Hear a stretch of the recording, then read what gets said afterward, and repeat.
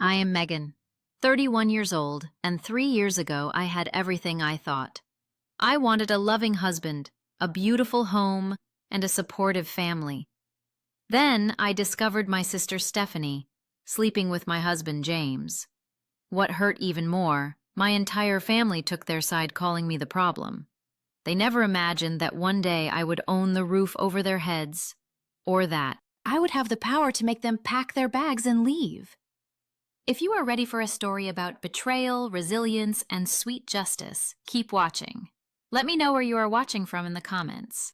Hit that like button and subscribe to join me on this wild journey of how I reclaimed my life after losing everything. I grew up in a middle-class neighborhood in suburban Denver, Colorado. Our family was not wealthy, but we never struggled either. My parents, David and Linda, owned a small retail store selling handcrafted furniture and home decor items. Our life was comfortable, predictable, and generally happy. Except for one persistent undercurrent that defined my childhood, my relationship with my younger sister, Stephanie. Stephanie was born when I was 3 years old. From my earliest memories, there was always something about our family dynamic that felt unbalanced. Stephanie was the baby of the family, the one with the big blue eyes and golden curls that had strangers stopping my mother in the grocery store to comment on her beauty. I was the responsible one, the practical one, the one who did well in school without drawing attention to myself. As we grew older, Stephanie developed a competitive streak toward me that our parents never addressed. If I made the honor roll, Stephanie needed to make the high honor roll. If I won second place in a competition, Stephanie would enter the next year and not rest until she won first. What bothered me most was not her competitiveness, but how my parents encouraged it. They called it healthy sibling rivalry, but it felt more like they enjoyed watching Stephanie try to outshine me. Despite this dynamic, I focused on building my own life. I studied marketing at Colorado State University and landed an entry-level position at a small tech startup in Denver immediately after graduation. I worked hard, put in extra hours, and slowly climbed the corporate ladder. By the time I was 27, I had been promoted to marketing director at Nexus Technologies, a growing company specializing in customer relationship management software. It was during this time of professional growth that I met James. I still remember that evening with perfect clarity. My college roommate Brooke was hosting a housewarming party for her new condo. I almost did not go because I had a major campaign launching the following Monday, but Brooke insisted I needed a break. The moment I walked into her living room, I spotted him, talking animatedly near the kitchen island. James Mason stood 6 feet tall, with dark brown hair that had just the right amount of wave to it. He wore glasses that somehow made his green eyes look even more intense. He was gesturing with his hands as he explained something about architectural design to a small group of captivated listeners. I'm not sure if it was love at first sight, but it was definitely interest at first sight. We ended up talking for hours that night, long after most guests had left. He was an architectural engineer working on commercial buildings, passionate about sustainable design and creating spaces that served communities. I found myself telling him about marketing strategies and consumer psychology, topics that usually made my date's eyes glaze over. Instead, James asked insightful questions and shared how understanding user experience informed his designs. Our courtship was not without challenges. 6 months into our relationship, James was offered a prestigious position with an architectural firm in Seattle. We spent 3 agonizing weeks discussing long-distance options before he turned it down to stay in Denver. 8 months later, I was being considered for a promotion that would require extensive travel. James supported me fully, helping me prepare for interviews and celebrating when I got the position. After 2 years of dating, James proposed during a weekend trip to Aspen. We were hiking at Maroon Bells, and when we reached a particularly stunning viewpoint of the lake, he dropped to one knee. The ring had belonged to his grandmother, a simple but elegant diamond that meant more to me than any expensive new purchase could have. Our wedding was held at a rustic venue in the mountains, outside Denver. It was not extravagant, but it was beautiful. Stephanie was my maid of honor, though she accepted the role with obvious reluctance. Looking back, I should have noticed the way she watched James during the ceremony, or how she managed to be in almost every photo with him at the reception. At the time, I was too happy to see these warning signs. The first 2 years of our marriage were everything I had hoped for. We bought a small but nice house in a developing neighborhood. We took weekend trips whenever our schedules allowed. We discussed having children someday, but agreed to establish our careers first. James was working toward becoming a partner at his firm, and I was continuing to climb the corporate ladder at Nexus. My career was accelerating quickly. I had successfully led several major marketing campaigns that significantly increased our client base. My boss was increasingly relying on me for strategic decisions, and there was talk of another promotion on the horizon. This success came with longer hours and occasional business trips to meet with important clients or attend industry conferences. It was during this time that I first noticed subtle changes in James. He began to withdraw slightly, spending more time at his home office in the evenings rather than sitting with me in the living room as we used to do. When I asked if everything was okay, he would smile and say he was just tired or had a challenging project. I believed him because I wanted to, because trusting my husband came naturally. What I did not realize was that during this same period, Stephanie had moved to Denver after graduating from college. She had studied fashion merchandising and landed a job at an upscale boutique downtown. At first, I was happy to have my sister in the same city, despite our complicated history. I thought perhaps as adults we could develop a healthier relationship. Stephanie began dropping by our house frequently, often when she knew I would be working late. She would text me photos of her and James having dinner, claiming she was keeping him company so he would not eat alone. I appreciated this, never suspecting there was anything sinister behind her sudden interest in being a caring sister. How blind I was, how trusting, how completely unprepared for what was coming. Our third wedding anniversary fell on a Wednesday in April. James and I had dinner reservations for the following Saturday, but I wanted to surprise him on the actual day. I had been traveling for work the previous week and knew he was not expecting me to make a big deal of the Wednesday itself. I carefully planned my surprise. I told my assistant I would be in meetings all afternoon and cleared my schedule.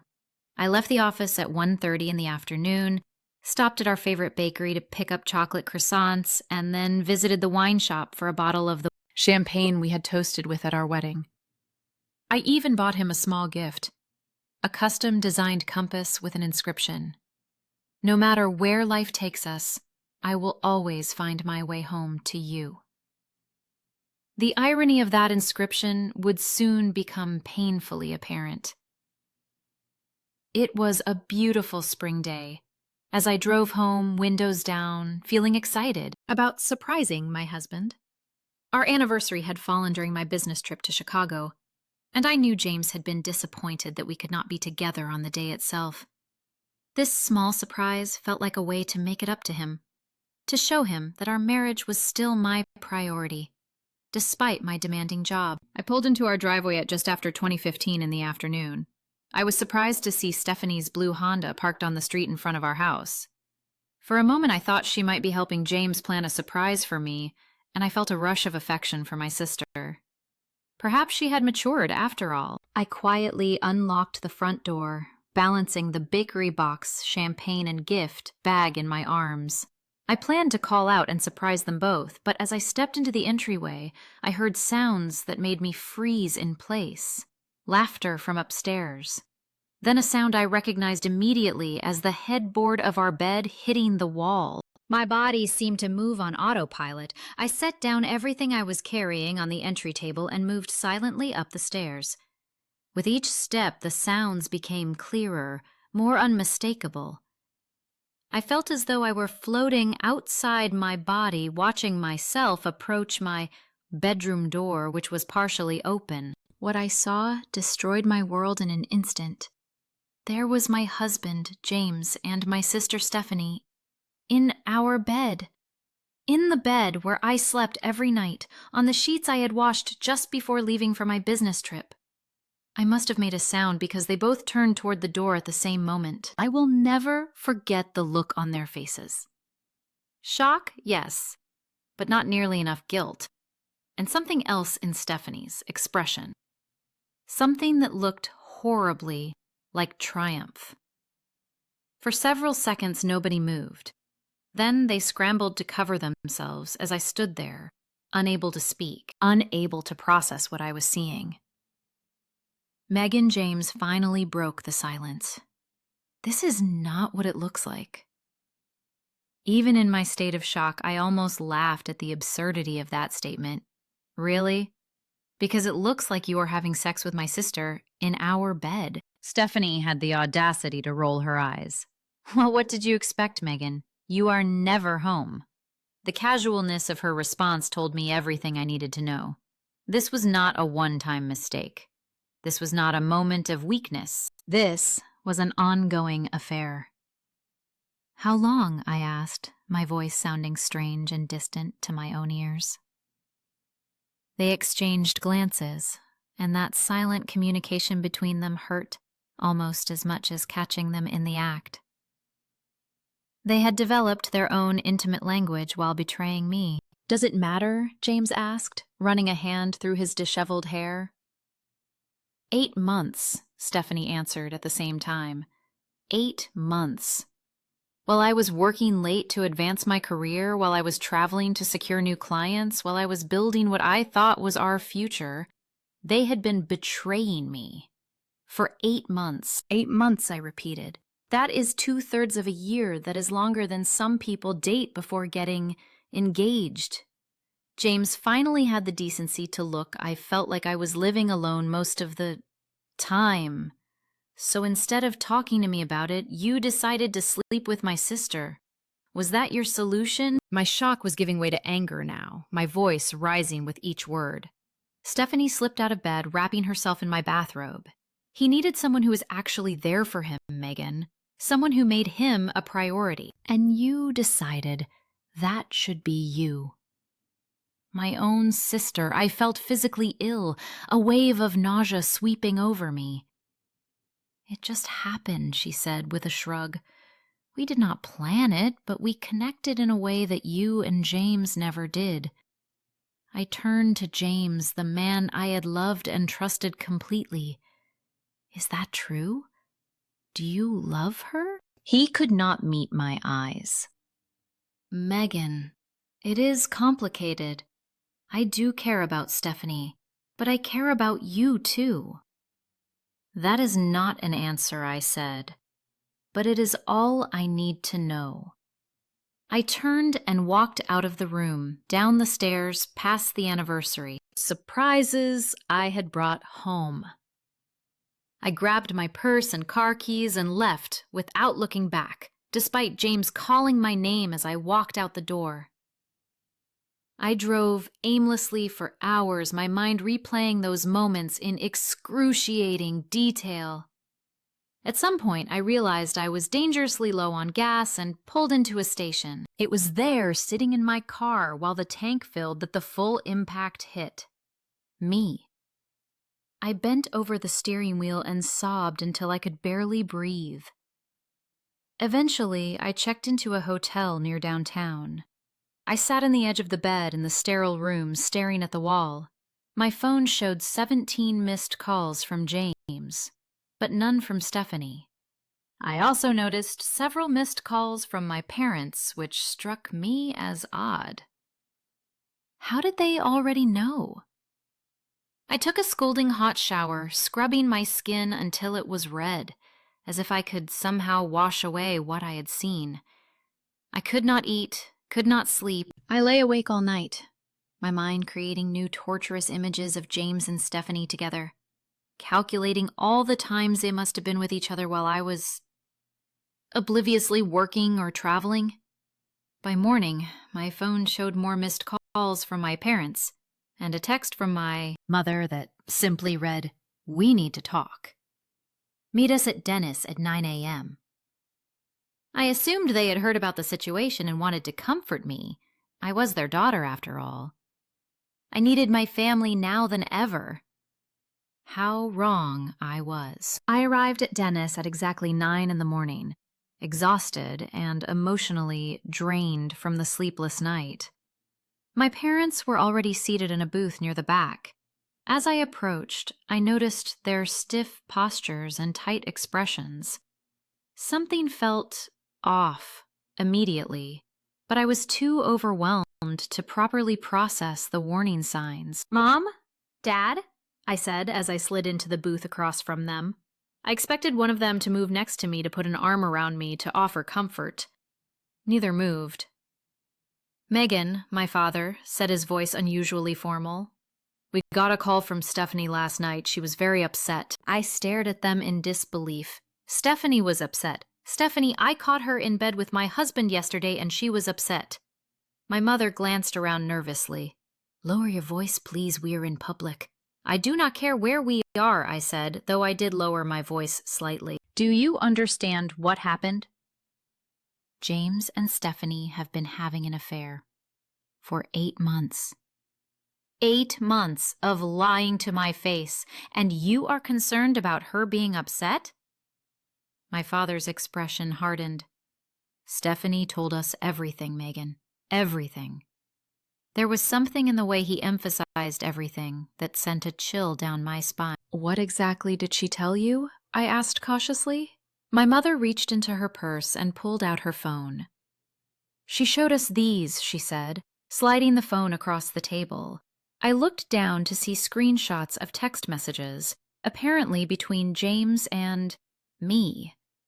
In them, I was berating him, calling him worthless, threatening to leave him. There were references to me staying out all night to business trips that were allegedly covers for my own affairs. "These are fake," I said immediately. "I never wrote any of this. Stephanie must have created these somehow." I felt sick again, realizing the extent of my sister's deception. "Why would Stephanie make something like this up?" my father asked. "She also told us about the times she found James alone, how depressed he was, because of how you treated him, how you were never home, always putting your career first, and that justifies them sleeping together." I was struggling to keep my composure. "Dad, these messages are not real. I have never spoken to James that way. I have never cheated on him. I was working hard to build a future for us." "There is more to a marriage than money," Megan, my mother said. "James needed emotional support, a real partner. Stephanie said you would go days barely speaking to him." I could not believe what I was hearing. "So you believe her? Your own daughter catches her husband cheating with her sister, and you take their side."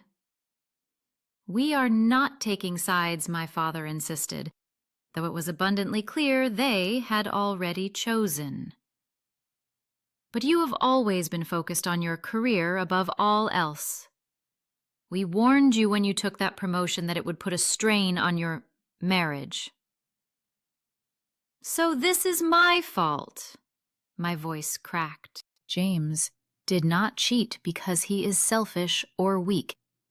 He cheated because I worked hard at my job." "Do not twist our words," my mother said. "We are just trying to understand the whole situation. Relationships are complicated." "There is nothing complicated about this situation," I said. "My husband and my sister betrayed me in the worst possible way, and now you are somehow blaming me for it." My father's expression grew even sterner. "We raised you better than this, Megan. Marriage requires sacrifice. Your grandmother used to say that a busy woman makes for a lonely husband. I could not believe he was quoting outdated sexist wisdom at me while my life was falling apart. Would you say the same thing if I were your son instead of your daughter? Would you tell a man that his career made his wife cheat? My parents exchanged uncomfortable glances but did not answer the question. Stephanie has always been jealous of me, I said. She has always wanted what I have. Can you not see what she is doing? That is unfair, my mother replied. Stephanie has her own accomplishments. She is not jealous of you, I laughed bitterly. Mom, she is sleeping with my husband. What would you call that? Things happen. Feelings develop, my father said dismissively. People do not always choose who they fall for. I stared at my parents, truly seeing them, perhaps, for the first time. You always favored her, I said quietly. My entire life, you always took her side, made excuses for her. But I never thought you would do it for something like this. That is not true, my mother protested weakly. We love you both equally. No, you do not, I said. You never have. Our uncomfortable breakfast was interrupted by a text message alert on my phone. It was from my cousin Taylor. Just heard the news about James and Stephanie. So happy for them. When is the baby due? I looked up from my phone in confusion. What baby? My parents exchanged another look, and I knew immediately that there was more. You did not know, my mother asked. Stephanie is pregnant, about 3 months along. The room seemed to spin around me, 3 months pregnant. That meant she had conceived while I was at a marketing conference in New York, an important event that James had encouraged me to attend. James is the father I asked, though I already knew the answer. My father nodded. They told us last night. They are keeping the baby. They want to be together, Megan. Maybe it is time to accept that and move on gracefully. Gracefully, I repeated, feeling as though I might scream or throw something. You want me to gracefully accept that my husband impregnated my sister while we were married, that they lied and sneaked around behind my back for months, that she is now carrying what should have been my child with my husband. Life does not always go as planned, my mother said, reaching across the table as if to take my hand. I pulled back before she could touch me. I need to go, I said, sliding out of the booth. I cannot do this right now. Megan, do not leave like this, my father called as I stood up. Family sticks together during difficult times. I turned back to look at them. Apparently not my family. Over the next few weeks, the family betrayal deepened. Calls and texts from extended family members made it clear that Stephanie's version of events had spread far and wide. My Aunt Caroline called to tell me she was disappointed in how I had driven James away. My Uncle Philip suggested I should bow out gracefully and give Stephanie and James my blessing for the sake of the baby. Not a single family member reached out to offer me support or to ask for my side of the story. It was as if I had been erased, replaced by a villainous caricature who had neglected her husband to the point that he had no choice but to fall in love with her more attentive, more deserving sister. I moved into a small one-bedroom apartment downtown, taking only my personal belongings. I could not bear to fight over furniture and household items that would only remind me of my failed marriage and betrayal. James texted once to ask when I would collect my things, but I never responded. The isolation was complete. Family gatherings continued without me, while Stephanie and James were welcomed with open arms. Through social media posts, I could not help but see. I learned that my parents were helping them prepare for the baby, that my mother was planning a baby shower, that my father was offering James a position in the family business since his architecture firm was downsizing. The betrayal cut so deep that there were days I could barely function. The family I had loved and trusted my entire life had abandoned me completely, choosing to believe the worst about me rather than question the convenient narrative spun by Stephanie and James. I was alone in a way I had never been before. Completely, utterly alone. The months following the discovery of the affair and my family's betrayal were happened the darkest of my life. I moved through my days like a ghost, going through the motions at work, but struggling to focus on tasks that had once energized me. My boss, Daniel, called me into his office after I missed an important deadline and gently asked if everything was all right. I burst into tears, something I had never done in a professional setting before. To his credit, Daniel was understanding. He offered me 2 weeks of personal leave to sort things out. I accepted gratefully, though I had no idea how to even begin sorting out the mess my life had become. The divorce proceedings were another layer of hell. James had hired an aggressive attorney who seemed determined to paint me as a cold, career-obsessed wife who had emotionally abandoned her husband. They attempted to hide assets, claiming that James had contributed more to our joint accounts than he actually had. My own attorney advised me to fight, but I was so emotionally drained that some days I considered just giving James whatever he wanted, just to be done with it all. The most painful blow came when I learned that James had given Stephanie my grandmother's engagement ring, the one I had cherished and worn proudly for 3 years. When I requested its return through my attorney, citing its status as a family heirloom, James's lawyer responded that it was already being worn by its rightful owner. Even at work, where I had always found solace and purpose, things were deteriorating. Rumors had somehow spread about my personal situation. I would walk into the break room and conversations would suddenly stop. Colleagues who had once sought my advice now avoided eye contact in the hallways. I later learned that Stephanie's friend Danielle worked in our human resources department and had been sharing her version of my marital drama. One unexpected bright spot emerged during this dark time. Allison, a colleague from the creative department whom I had worked with but never been particularly close to, invited me to lunch one day. Over sandwiches at a small cafe near our office, she shared that she had gone through a similar experience years earlier when her fiancé had cheated with her best friend.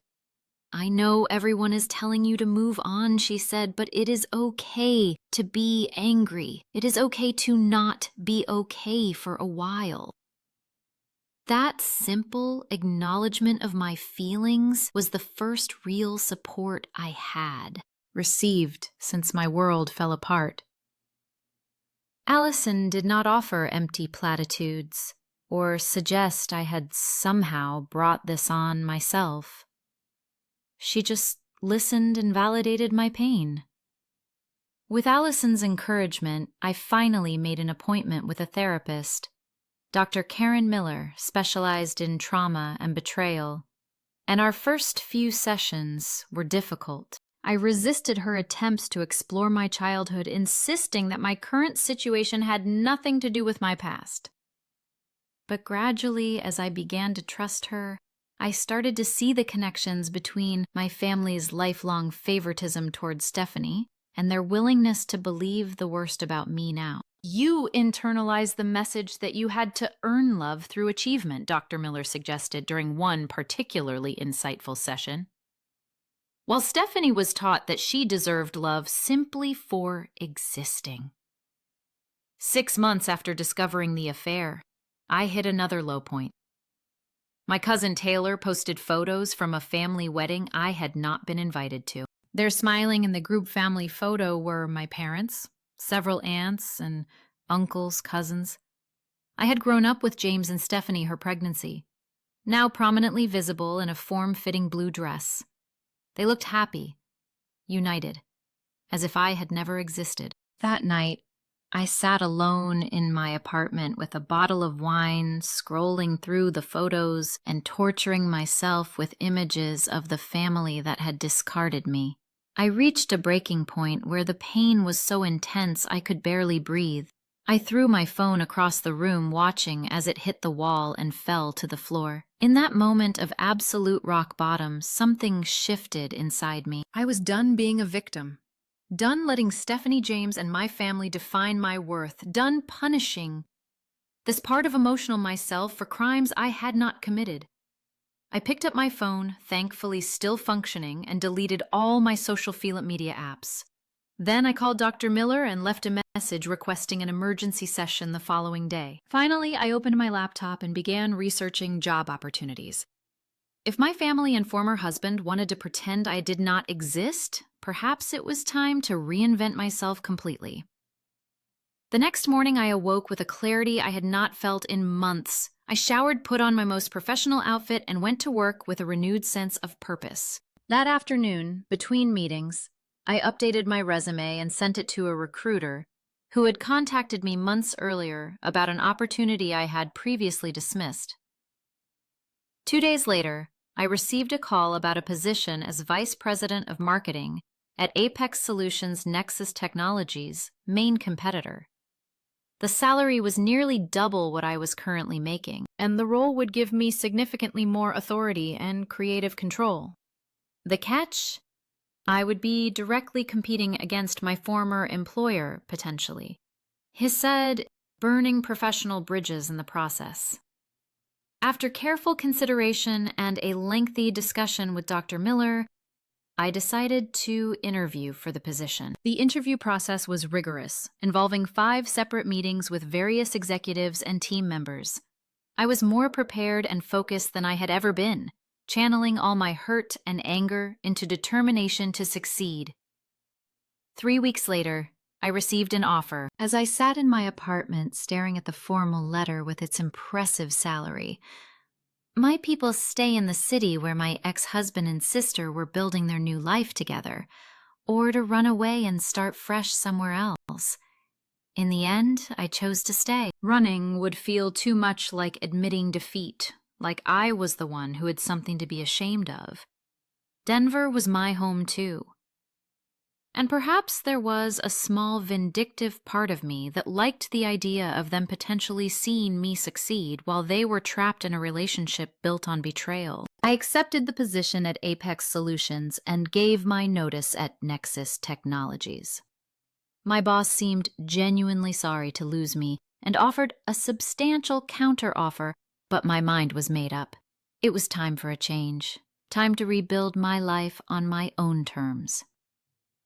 As I packed up my office on my final day, I found a card on my desk from Allison. Inside, she had written, "Rock bottom became the solid foundation on which I rebuilt my life." I later learned it was a quote from J.K. Rowling, but in that moment it felt like a message meant specifically for me. Rock bottom was not the end of my story.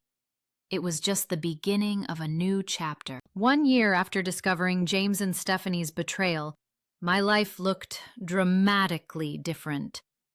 My position as Vice President of Marketing at Apex Solutions had pushed me to grow in ways I never anticipated.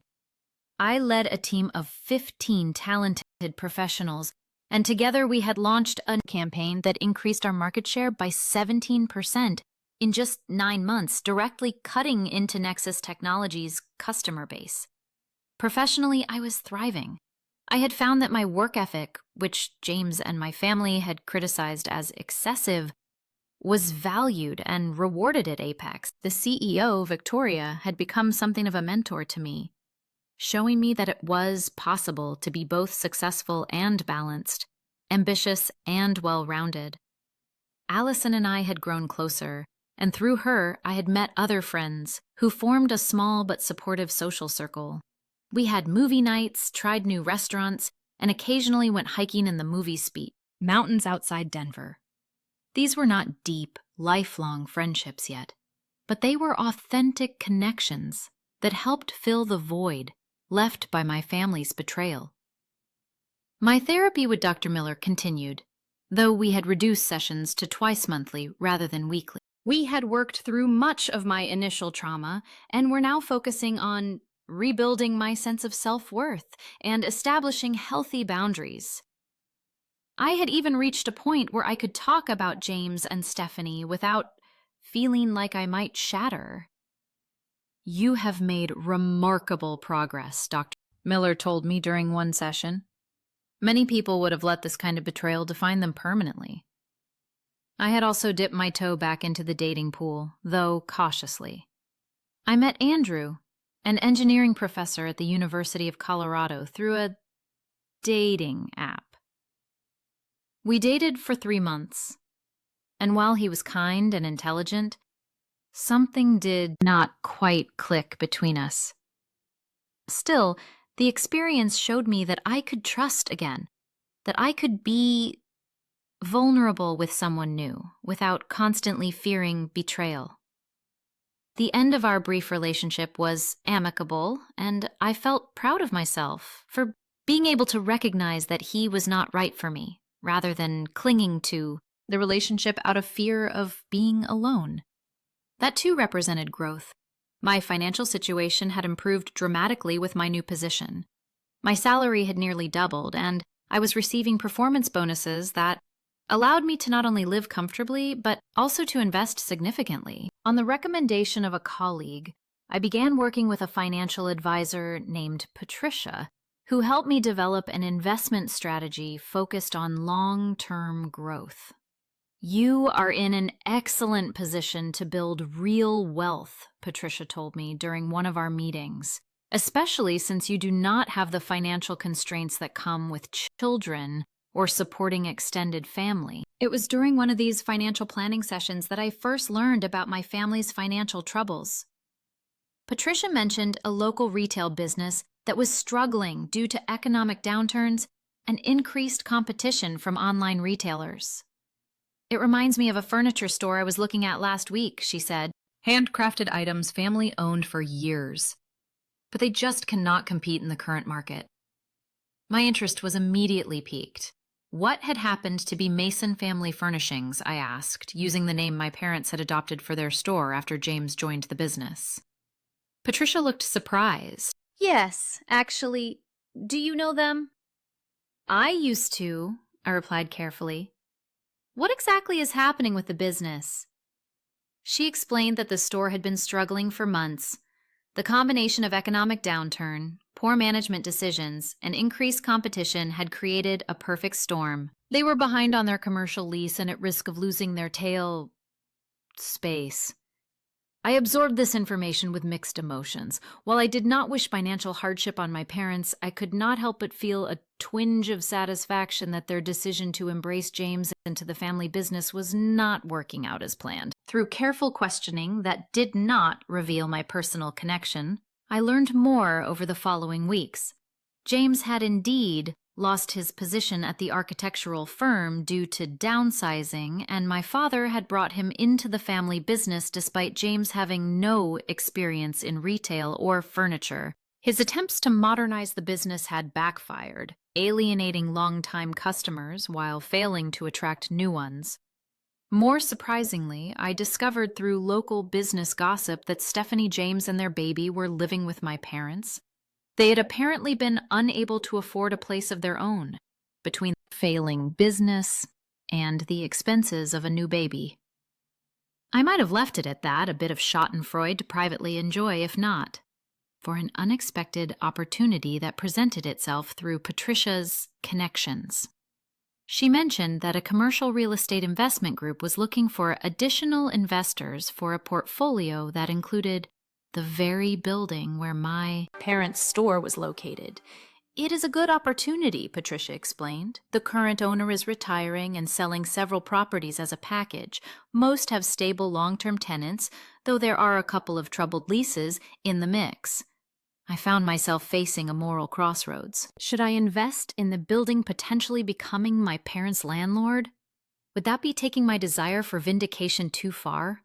I scheduled an extra session with Dr. Miller to discuss the situation.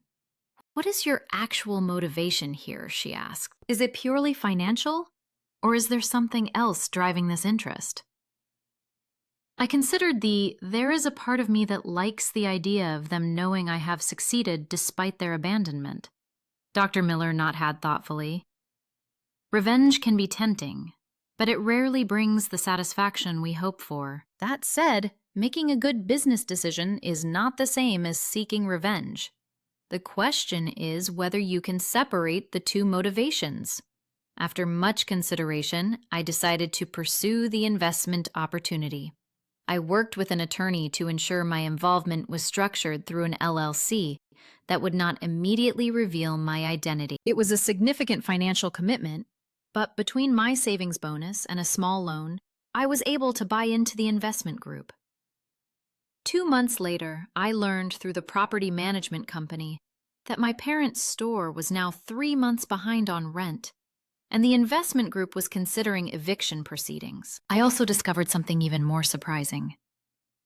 My parents had lost their home. I put it Niederer on its offer to foreclosure 8 months earlier, and we're now renting a house that was part of another property portfolio that was coming up for sale. The coincidence seemed almost too perfect to be real. The universe was offering me an opportunity that I had never sought out or even imagined possible. After consulting with financial advisors and attorneys, I made the decision to purchase the entire residential property portfolio that included my parents' rental house. Within the span of 1 year, I had gone from feeling powerless and abandoned to holding the literal keys to my family's home and business. The question now was what I would do with this unexpected power. 2 years after the day I discovered my husband and sister together, I sat in the office of my attorney, Martin Goldstein, reviewing the final paperwork for my latest real estate acquisition. The purchase of the residential property portfolio had been completed, and I was now the official owner of the house where my parents, James, Stephanie, and their baby lived. All the proper legal notices have been prepared, Martin assured me, sliding several documents across his polished desk. As the new owner, you have every right to terminate their lease with proper notice, which in Colorado is 21 days for a month-to-month rental agreement. I examined the eviction notice with its formal legal language. It felt surreal to see my parents' names listed as the tenants and my newly formed property management company as the landlord. And there is no way for them to contest this, I asked. Martin shook his head, not successfully. They have no lease violations, but Colorado law allows property owners to terminate month-to-month tenancies with proper notice without providing cause. Your only obligation is to return their security deposit minus any damages within 30 days of them vacating the property. I took a deep breath. And what about the commercial property, the store? That is a different situation, Martin explained. They are in breach of their lease agreement due to non-payment of rent. You would be within your rights to proceed with immediate eviction, though. Courts generally grant commercial tenants some time to vacate. I had spent weeks considering my options. The coldly rational business decision would be to evict my parents from both properties as quickly as possible and find more reliable tenants that would maximize my return on investment and minimize complications. But this was not just a business decision as much as I had fantasized about. I certainly had a large to be hard at it when I images not to save my working card, and I total who is still positive revenge during my darkest days. Now that I actually held this power, I felt the weight of responsibility that came with it. I want to deliver the residential notice myself, I said finally. And I want to speak with them about the store situation before moving forward with those proceedings. Martin raised an eyebrow. Are you sure that is wise?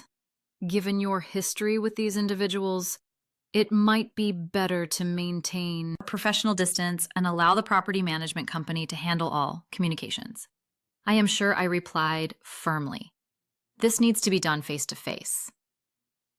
2 days later, I drove to the house where my family now lived. It was in a modest neighborhood, significantly less impressive than my parents' former home or the house I had shared with James. I sat in my car for several minutes, gathering my courage. I sat in my car for the all-eyes striping house. I got first, too. I sat in my car for the official notice in a folder on the passenger seat beside me. Finally, I walked up to the front door and rang the bell. I could hear a baby crying inside, followed by hurried footsteps. The door opened to reveal Stephanie looking tired and frazzled. A baby on her sheep froze when she saw me, her eyes widening in shock. "Megan," she gasped, "what are you doing here?" Before I could answer, my mother appeared behind her. "Who is it, Stephanie?" "Oh my God, may I come in?" I asked calmly. "I need to speak with everyone." They hesitated, but stepped aside. I entered the house, noting the toys scattered across the living room floor, the laundry piled on the couch, the general air of chaos and stress that permeated the space. "James, Dad!" My mother called, her voice tight with tension. "You need to come here right now." My father emerged from what appeared to be a home office, looking older than when I had last seen him. James followed a moment later, from another room, stopping short when he saw me. "What is she doing here?" he asked, directing the question to Stephanie rather than to me. "I think that is my line," I replied, coolly, considering this is now my house. Confused looks passed between them. "What are you talking about?" my father demanded. I removed the notice from my folder and held it up. "I recently purchased the property portfolio that includes this house. I am here to formally notify you that I am terminating your month-to-month lease agreement. You have 21 days to vacate the premises." The silence that followed was absolute, broken only by the baby's soft babbling. I looked at the child properly for the first time, a little girl, with James's green eyes and Stephanie's blonde hair. A wave of complex emotions washed over me, but I pushed them aside. This was not about the innocent child caught in the middle of adult betrayals. "This is a joke," James finally said. "You cannot do this." "I assure you I can," I replied. "Everything is legal and properly documented. I own this house now, and I am choosing to end your tendency." "But where are we supposed to go?" Stephanie cried, clutching her daughter closer. "We cannot afford another place right now." "That is not my problem," I said, though I felt a twinge of guilt at her obvious distress. "You had no concern for where I would go when you took my husband. When you all decided I was the villain in this story without even hearing my side." My father stepped forward, his face flushed with anger. "This is how you get revenge? By making your own sister and her baby homeless? What kind of person have you become?" I met his gaze steadily. I have become the person who had to rebuild her entire life alone after her family abandoned her. And as for revenge, if that were my goal, I would have sent a courier with this notice rather than delivering it myself. "Then why are you here?" my mother asked, tears forming in her eyes. "Because there is more we need to discuss," I said. "I also now own the building where your store is located." My father palled visibly. "You cannot evict us from both our home and our business. That would destroy us completely." "I could," I acknowledged. "You are 3 months behind on the commercial rent. Legally, I would be justified in beginning eviction proceedings immediately." "Please, Megan," Stephanie said, taking a step toward me. "I know we hurt you, but please do not punish everyone for what James and I did." I looked at my sister, really looked at her. The confidence and triumph I had seen in her expression 2 years ago were gone, replaced by exhaustion and fear. Whatever romantic notions she had harbored about stealing my husband had clearly collided with the harsh realities of raising a child in financial insecurity. "I am not here to punish anyone," I said finally. "I am here to set boundaries." I turned back to address all of them. "I have another property in my portfolio, a smaller 2-bedroom house in Lakewood. The rent is lower than what you are paying here. You can move there if you want. But It will be a strictly professional landlord-tenant relationship.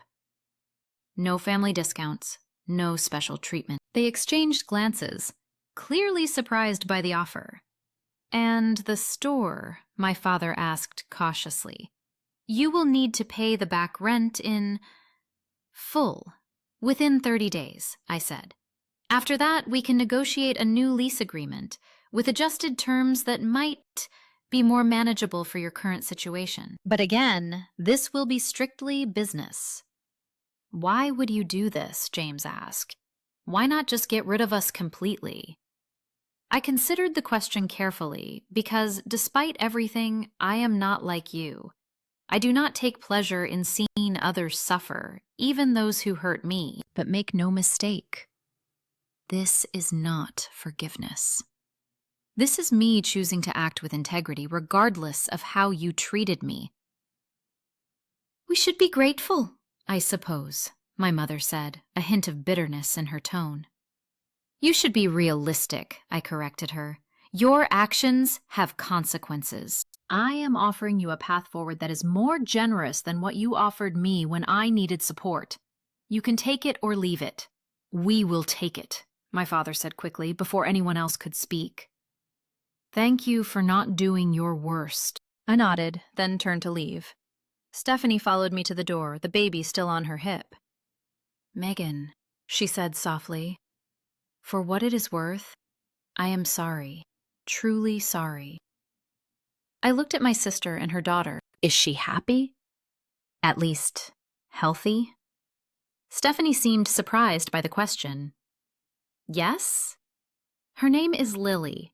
She is 15 months old now. I nodded. Good. Children should not suffer for their parents' mistakes. With that, I walked out, closing the door firmly behind me. As I returned to my car, I felt a complex mix of emotions. There was no triumphant satisfaction, no sense that justice had been perfectly served. But there was something else. Something that felt like the first real step toward true healing. The knowledge that I had faced my betrayers with dignity and strength, without allowing their actions to fundamentally change who I was or what I stood for. I drove away from the house that contained so much of my past toward the future. I was building for myself a future that was entirely my own.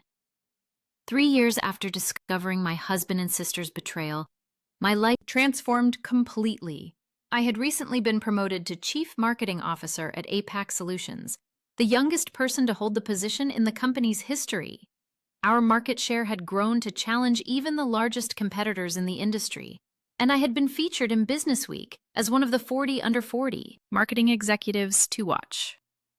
My personal life had found balance as well. I had met Ryan, a software engineer with a passion for rock climbing, through Allison's husband. What began as casual conversations at group gatherings had evolved into a deeply respectful relationship. Ryan knew my history and understood my initial hesitation to trust again. He never pushed, never demanded, but remained steadfastly present until I was ready to let my guard down. On a personal recommendation from Dr. Miller, I had also found a financial area of IU's therapist who helped me navigate the complex emotions associated with my newfound wealth and financial power. Under her guidance, I had established clear boundaries between business decisions and emotional reactions, ensuring that my property dealings with my family remained professional rather than punitive. My parents, James and Stephanie, had moved into the smaller house I had offered them. They had also managed to pay the back rent on the store and negotiate a new lease with terms that reflected the current market realities. Our interactions remained strictly business, conducted primarily through property managers and formal communications. I had not seen any of them face to face since the day I delivered the eviction notice until Stephanie texted, asking to meet for coffee. After consulting with Dr. Miller, I agreed to see her alone. We met at a quiet cafe midway between our workplaces. Stephanie arrived first, and I spotted her sitting nervously at a corner table, checking her watch repeatedly. She looked up as I approached, and I noticed the dark circles under her eyes and the tension in her shoulders.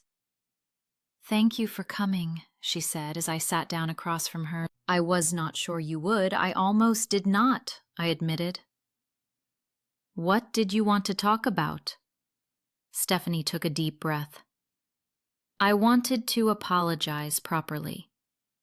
Not because I need something from you or because I am afraid of what you might do, but because I have had a lot of time to think about what I did about the choices I made.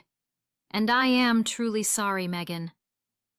I studied her face, looking for signs of manipulation or insincerity. Why now? It has been 3 years. Because it took me this long to really understand what I did to you, she said, her voice cracking slightly. James and I.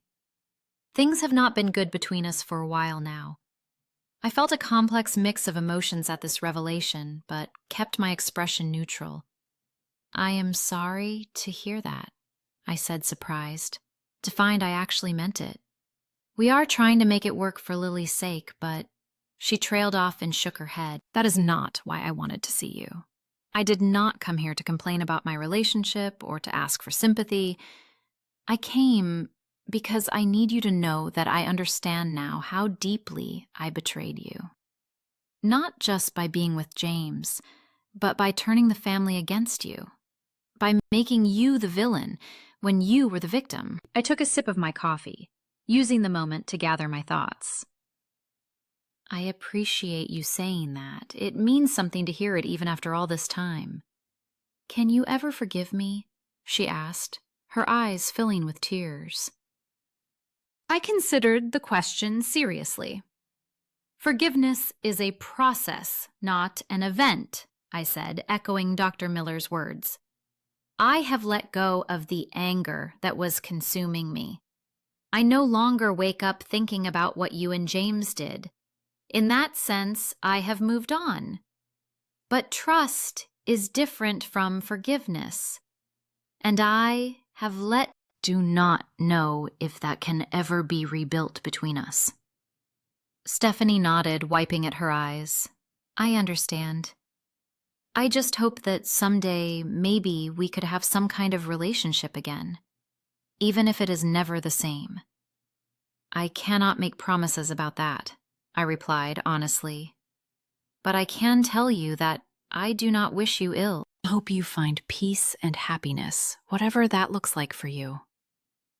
We talked for another hour, carefully navigating around the most painful topics, finding small moments of connection in shared childhood memories and updates, about extended family members I had lost touch with. Before we parted, Stephanie asked if I would consider meeting Lily someday. She is your niece, she said, and she is innocent in all of this. I thought about the little girl with James's eyes. Yes, I said, finally. I would like to meet her when the time is right.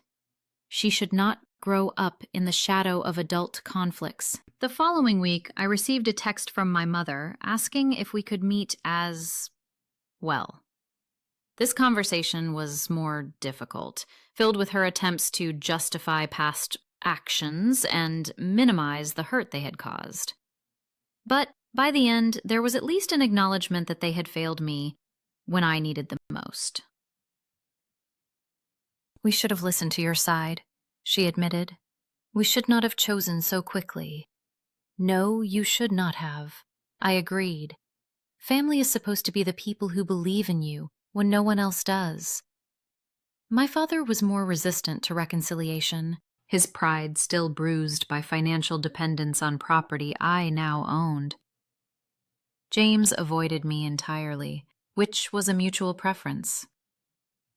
As for Lily, I began sending her birthday and Christmas gifts, beautiful books with messages of strength and independence inscribed inside.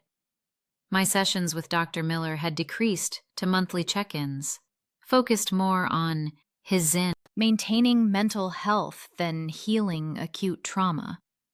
You have done remarkable work, she told me during one session. Many people never recover from the kind of betrayal you experienced.